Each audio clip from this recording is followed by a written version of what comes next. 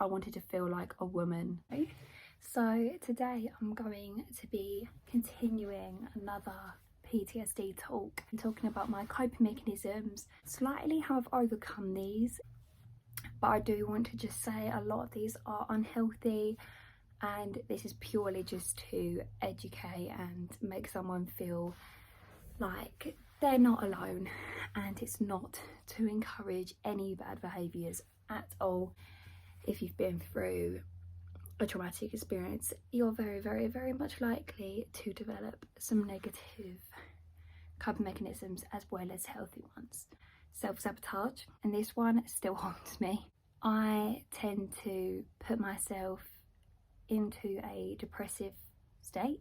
I may not eat, I may hurt myself, forcing myself to do things that I know I don't have the motivation to do, and just going, you've got to do it because you don't want to do it, but I'm going to make you, type thing. These have been very much managed by my medication I'm on, which is sertraline.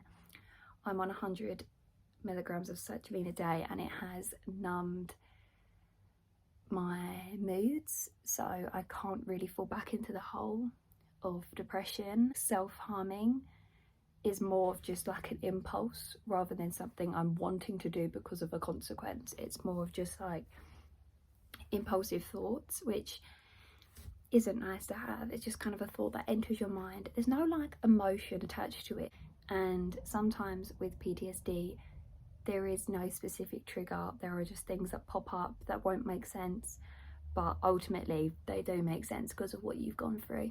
The next coping mechanism is denial. We've all been there, denied that you don't have a link. If you don't have a link to the event, you don't have to face the emotions it comes with. Also, you're protecting yourself ultimately for hurt and things. If you don't mention it, it's almost like you can't get hurt and it can't affect you, which it still can. No matter what you do, it's invasive. The more you suppress your feelings, the worse it'll become, because when it does eventually show up, you're gonna regret it because you pushed it down for so long.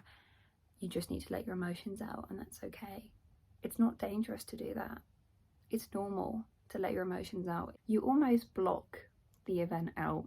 You lose emotion to it, especially if you went through something at a quite young age. You may not have emotion toward it. That means you might just block the event out because you don't want anything to do with it. You've never had anything to do with it, and it's okay not to have an emotion towards it, but it's also okay to go through something and don't avoid it. This lack of emotion can avoid you from getting better. Ultimately, you might get stuck in a place where you're so confused and so out of place. Heightened awareness. Now this one's interesting because loads of people pick up on it. My awareness of myself and other people is freakishly aware. It's not always a good thing. It's protecting yourself. If I don't make any sense, it's because I'm trying to sound like I know what I'm talking about, which technically I do because it's an experience of my own, but also I want to say things that don't sound like a load of rubbish. So it's ultimately protecting yourself from anything unknown, especially if you went through something at a young age. You don't like the unknown, you don't like the uncertainty of the event. If you have like memory blockage from the event, this will happen. Like you feel so uncertain and so confused.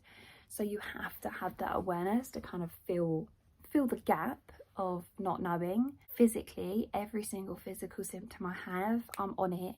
I am so aware of myself, and I'll like gather up my symptoms from like the last week and try and figure out what's going on with me. Mentally, you're very aware of yourself. You kind of like, I like check in with myself all the time, and that's also quite dangerous because I'm always expecting myself to feel a certain way or know how I feel, when sometimes you just don't know how you feel, and that's fine. It's fine to not know how you feel, but it can get overwhelming when you're constantly trying to figure that out. Ultimately, when someone else asks you, you're going to be so confused. I never know how I feel most of the time because, well, one, sertraline numbs me, but two, I check in with myself so many times a day and I get so confused and overwhelmed. That's something I've still got to work on, but I think I'll always be a slightly more aware person. With this heightened awareness, I'm constantly trying to understand other people. I finish people's sentences. That validation of knowing what someone else is feeling or going through is a lot. I don't like the uncertainty of not knowing. So when I like finish someone's sentence about like how they feel and they're like, yeah, it's like that, it feels so validating to yourself that you know that you've made someone else feel so like less alone. The next one is quite specific to the trauma you would have gone through if this applies to you, but over sexualizing yourself is definitely a part of the aftermath of my trauma.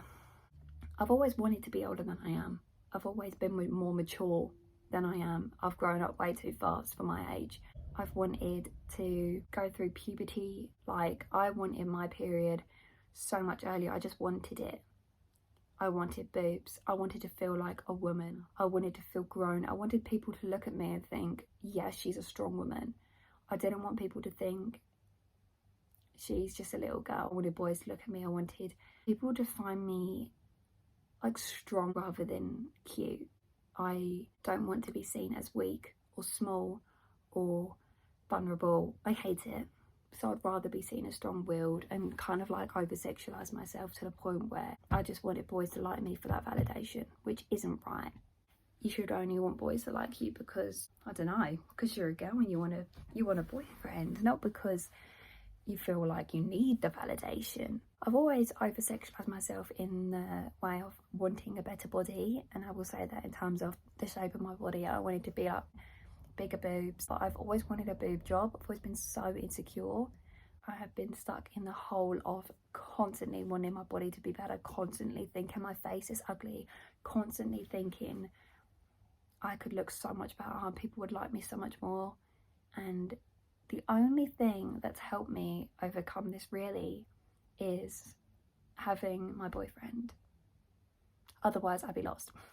Especially when I started to get to an age where I understood what I went through and I started to become a teenager, it just got quite bad. I would compare myself all the time and be like, why don't boys like me?